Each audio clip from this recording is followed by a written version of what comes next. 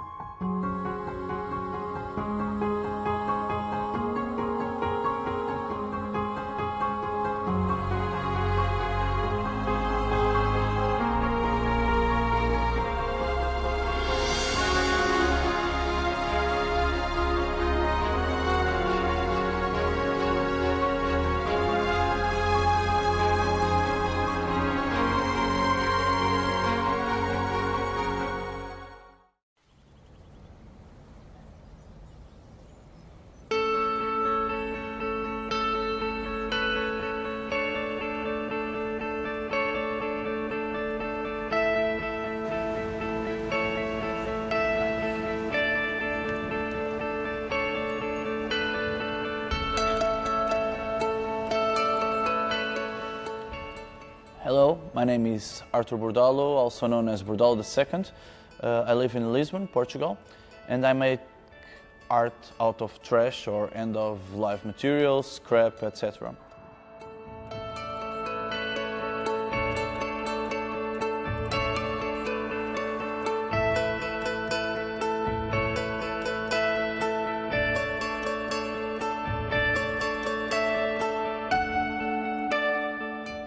Well, in the very beginning I started to use my own trash, my own stuff that I should just clean from my little studio.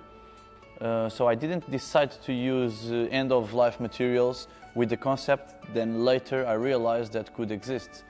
So I started to use it as a material to make the shapes and the animals and all the pieces.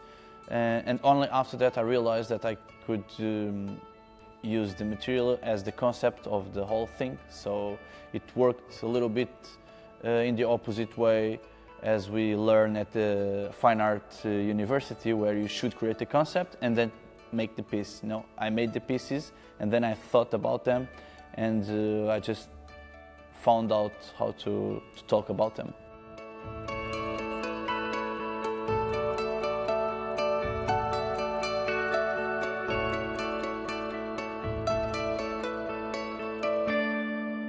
When I started as an experimental thing, so I wasn't sure if people would like it or if I could do it as a full-time life job or whatever. And then later in 2014, I guess, yeah, there was a summer where I got really involved with the idea. So I used to go to abandoned places like abandoned factories all over around Lisbon, because after the crisis you had a lot of companies that just closed, and people went there to steal the things, and when there was nothing else to steal, other companies went there to dump trash and stuff. So those places were filthy, but it was a paradise for me to use materials to create something. So I used those as the backgrounds, as a gallery place, as a workshop, to make my first big trash animals.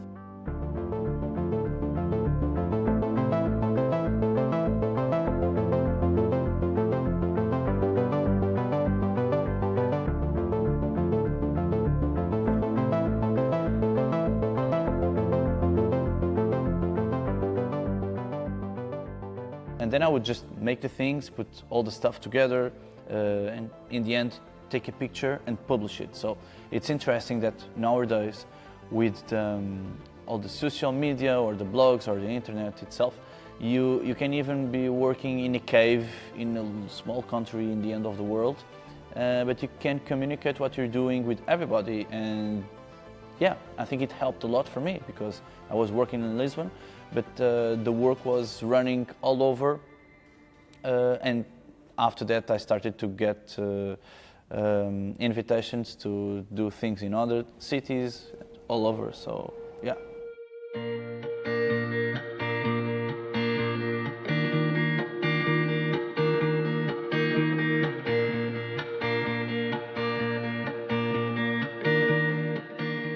We have things in Latin America, like in Mexico, Brazil, Chile, North America, in US, Canada, in a few different cities, in Tahiti, Haiti, in Europe, in most of the capitals also, yeah.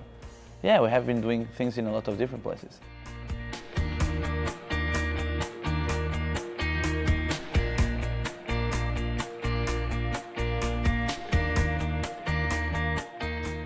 Bordalo II. Well, it's a joke. It's like a dynasty. It's because my grandfather, he was also an artist named Real Bordalo, and so I choose Bordalo because of him and because I have the name. And I put the second after that like a joke. It's like I'm continuing the job that he did in a different way, but yeah, it's just like to keep it going.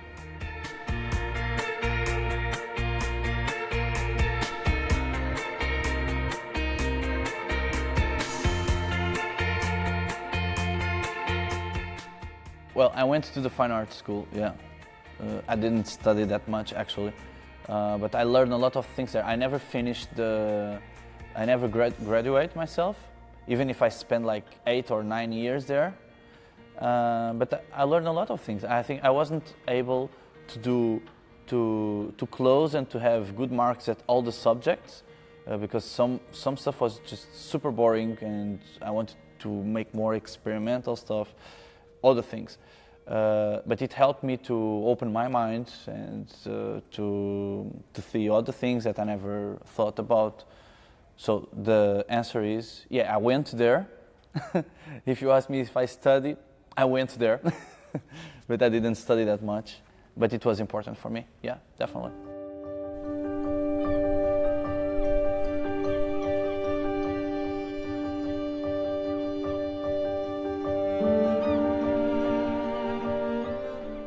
Well, I think the base of the whole thing is plastic, yeah. That's one of the cancers that we are having in our lives.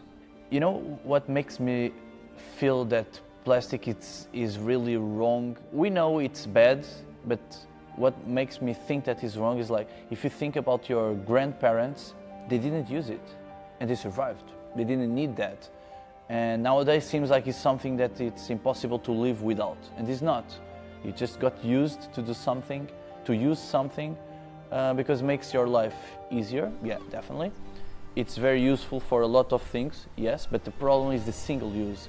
Like, sometimes you go to the shop, you buy something, even before you leave the shop, you already open it, and you have to throw away the package. And that's the part that I think that just doesn't make sense at all. So, and as you know, plastic is very difficult to go away in the nature. So it's the base of my artwork, yeah, with a strong concept, I guess.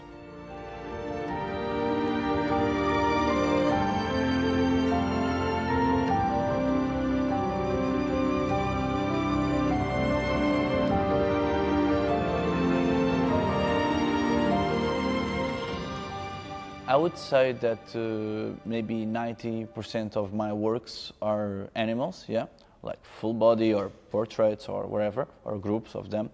But they are already a representation of the nature, and it is what really matters for me, because my idea is to create images of the nature with what destroys or kills it. And the animals, I think they are the perfect shape to do it, because they have a look, they have expressions, and they are more similar as the humans. I think it's a way to talk about the victims of our acts and put them in a position that we can feel that they are sad, or they are suffering, or they are dying, with these same materials that we use to make them images.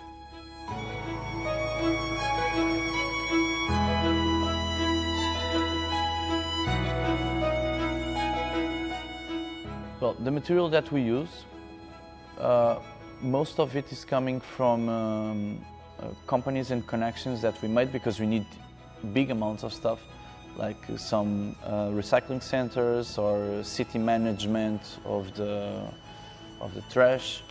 But of course, if I see something in the street, and it happens a lot of times, I take it. So yeah, we take trash from the street, or sometimes we go to a car garage to take some car bumpers and to use it, or other car plastic parts. Sometimes also these groups of people that they clean the beach and they take like fisherman stuff and stuff like that. We also receive some of those materials to create different textures.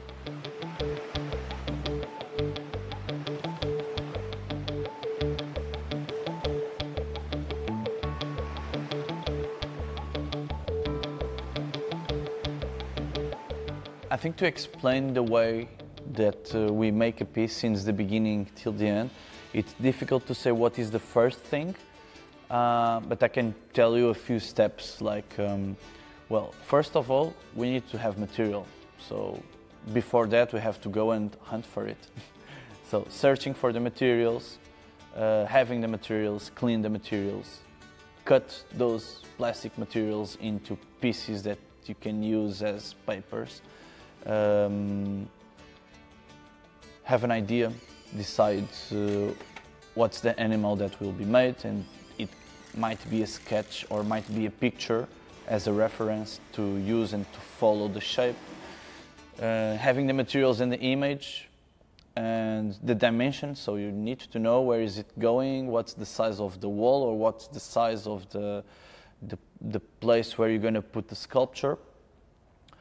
If we are talking about the mural, I think it's easier. You know the dimensions, you have the image and you have the material, so you have to cut the materials, put them together, screw them together, cut the shapes, add more layers, then transport it and fix it on the wall. When it's on the wall, you can paint it or not, depending about the colors of the plastics that we are using. Yeah, and then it's like painting, dripping, should be done by that time.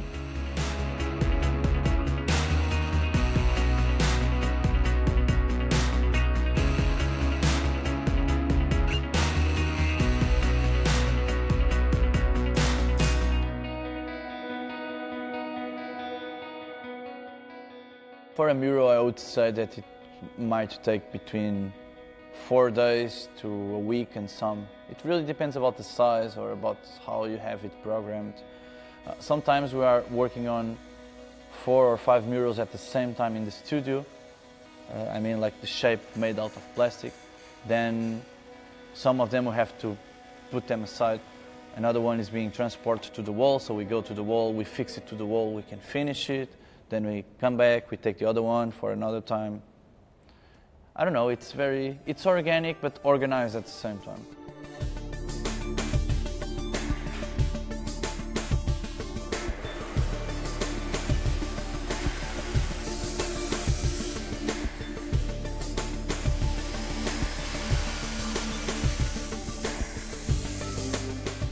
I think my team, first of all, they are my friends.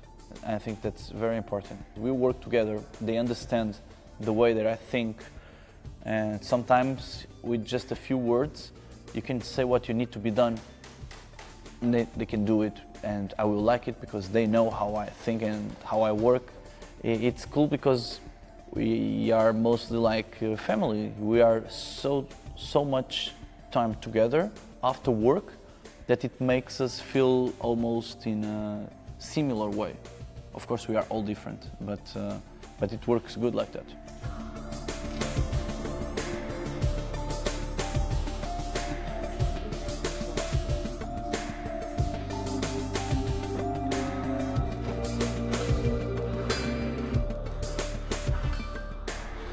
What is waste, actually? What is the trash? It's very difficult to name it. It's like, what is trash for you might be not trash for me. What is organic trash for us, that is disgusting and it's trash, we don't want it, like the leftovers of the fruits or the food, is not trash for the nature or for a tree. If it goes to the sand or to the earth, it's going to be good for the plants to grow on the top of it. So, so I think talking about the trash or the waste, I think it's a very interesting subject, because it might be everything. It just depends where it ends up or what you can do with that. There is always a purpose for everything.